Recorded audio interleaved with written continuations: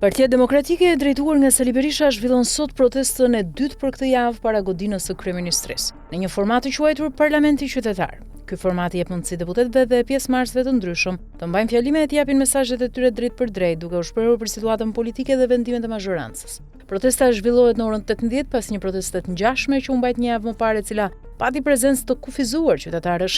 Partia Demokratike thekson se këto nuk janë protesta masive, por kanë për qëllim sensibilizimin e faktorit ndërkombëtar dhe qytetarëve për ngjarjet që po ndodhin brenda sallës së parlamentit. Sipas Partisë Demokratike, ky format i ri i protestës është një përgjigje ndaj mungesës së hapësirave për opozitën në kuvend, ku sipas saj mazhoranca po pengon zërin opozitar. Deputetët e opozitës ndihen të detyruar të shprehin fjalën e tyre përpara publikut e jashtë sallës së parlamentit, duke kthyer sheshin para kryeministrisë në një tribunë qytetare. Sali Berisha ka paralajmëruar se këto formate do të organizohen në mënyrë të përjavshme dhe se për këtë janë të angazhuara kryesisht degët e PD-s në Tiranë, me synimin për të ruajtur dhe forcuar prezencën e opozitës në debatet politike dhe ndërgjegjësimin publik. Kjo nismë e re e demokratëve tregon një strategji të qartë për të përdorur hapësirat publike si platformë për shprehjen e zërit opozitar dhe për të adresuar sipas tyre pengesat në funksionimin e parlamentit, ndërkohë që situata politike vazhdon të mbetet e tensionuar para zgjedhjeve të ardhshme.